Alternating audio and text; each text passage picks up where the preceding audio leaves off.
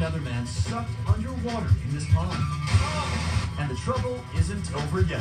He is battered, he is bruised tonight, but this local man is a survivor after a wild ride down a drainage ditch. He was pulled into this pond behind his house, sucked underwater by a strong current he couldn't even see in southeast Guthrie. And you'll see the video of his rescue only on 5 tonight. Eyewitness News 5's Kevin Sims is live. Kevin, incredible story. It really is, Jessica. And one of the best ways I can describe it is sort of like one of those water slides you see out of Whitewater. You know, those tubes that you go down through, except for it's not plastic and there was certainly no comfortable raft. It was sort of like this one here, with plenty of sharp metal and big rocks and lots of wood, and it was barely bigger than this guy's body.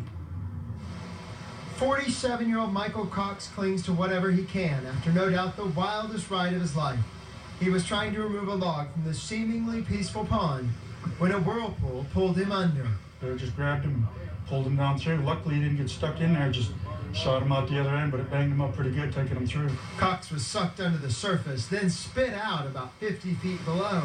Friends were some of the first to try to save him. Yes, he was talking. Matter of fact, he asked for a shirt to put around his leg to stop the bleeding.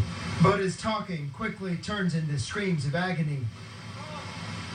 It takes 5 men to muscle him up the muddy creek bank. Pretty good laceration on his right leg. He may have a dislocated left hip and pretty good contusion on his forehead. But that is still better than anyone would have expected, especially when you see the water he had to fight to survive. Yeah, so that's not a real big Tinhorn, so he's pretty lucky that he went all the way through and came out the other end. He's also pretty lucky that he was able to grab onto some tree roots on the other end and wait for help to arrive. Rescue crews, the best advice they gave us today is if you have any sort of drainage ditch that's backed up and you're trying to unclog it to let the water move, wait until the water moves down, then clean it out for the next storm. We're live. Kevin Sims, Eyewitness News 5. And those backed up drains will be problems for some time to come. Kevin, thank you. You're watching Eyewitness News 5 at 10 with Tyler Sitters, Jessica Shambach, Mark Rogers, and Chief Meteorologist Rick Mitchell. Stay with Eyewitness News 5, your source for live, local, late-breaking news.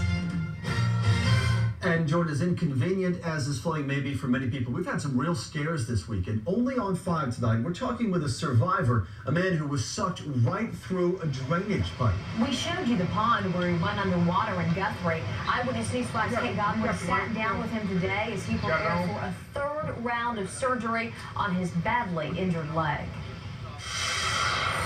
But I was awake the whole time. And the whole time, Michael Cox was fighting to stay alive. When his pond started flooding earlier this week, Michael went into the water to clear one of the drainage pipes. And as soon as I did that, the centrifugal force of the water coming through the pipe just really took off, and it just sucked me right in and took me off. His terrifying ride took him underground through 60 feet of Tinhorn pipe before spitting him into the swirling rapids of a creek.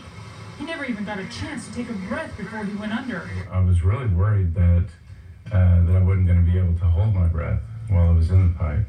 While waiting for rescuers to pull him out, Michael took off his t-shirt and tied it around his severely torn up leg, trying to stop the bleeding. But nothing could stop the tremendous pain. And when rescuers started realizing just what he went through, you kind of have a little bit of skepticism thinking, well, is that really what happened? But it turns out this really is what happened, and we were just my partner and I were just kind of shocked, saying this is one of the weirder calls of the day. Michael still has a lot of recovering to do, but he's staying positive. And I just recently lost about 19 pounds, which was a good thing because I don't think I would have fit through the pipe any other way. And even though doctors aren't sure what will become of his damaged leg, so that seems a small price to pay, considering that I'm really, really lucky and really fortunate to be alive. Incredible story, and Michael Cox says he is very blessed and thankful for all of the family and friends who are helping him right now, and especially for all of the rescuers, doctors, and nurses who have worked to save his life.